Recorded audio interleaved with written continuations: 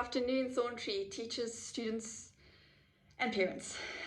We are so excited to be starting school on the 1st of June. Our teachers will be starting tomorrow at 7:30 promptly.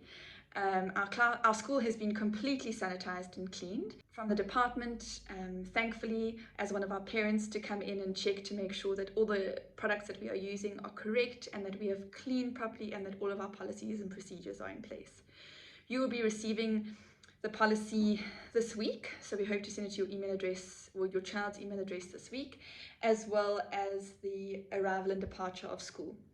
Our foundation phase will be starting at 8 o'clock and finishing at 11:45, and our intermediate phase will be starting at 7:30 and finishing at 1 o'clock. Now your child will be coming into school. They'll be screened.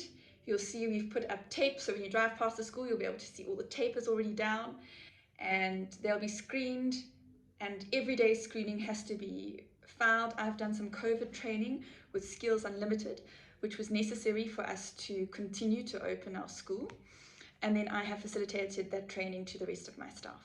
So we are all ready to welcome you all back. We're very excited to have you. The students will go straight to their classrooms and they will stay in that space for the rest of the day. So they'll have lunch in that space, they will work in that space, and then at intervals, at separate times, they'll be able to go outside to get some fresh air, but not playing on any play gyms or anything like that outside. And we are so grateful that we've got our own bathrooms outside our classrooms too, because we really are contained in that area, and our students are also contained. So we have made sure that we are in accordance with all the protocol that is required and some. The only thing that we require from you as parents is that you have 4 cloth masks for your child, one when they arrive at school and one in their bag to replace should there be an accident. We also suggest very strongly that all of the stationery gets sent back to school sanitized and cleaned, as well as chair bags, and of course your iPad or tablet or whatever you've been using over this time at home. Because we will be continuing with online learning, there will be some percentage of students staying at home and then some in the classroom, and we want to make sure that both those sets of students are getting the same kind of service. So those that are staying at home, you'll be getting the exact same learning and facilitating from our teachers as those that are coming into the classroom.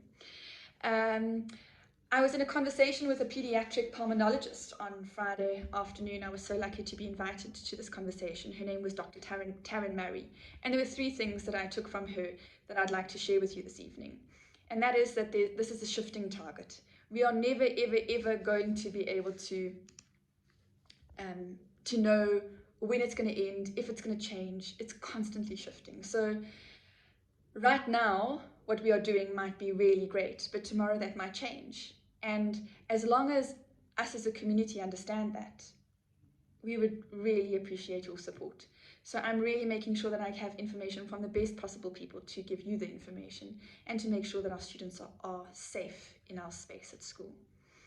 And flexibility, and that is the most important part here, is things are changing constantly.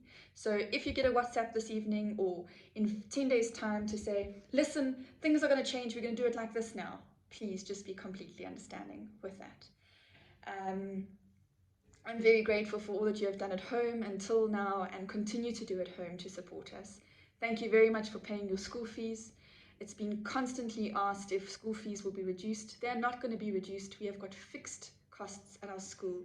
And if you still want a school to be standing when we come back to school, the school fees need to be paid, and our teachers deserve the salaries that they are receiving.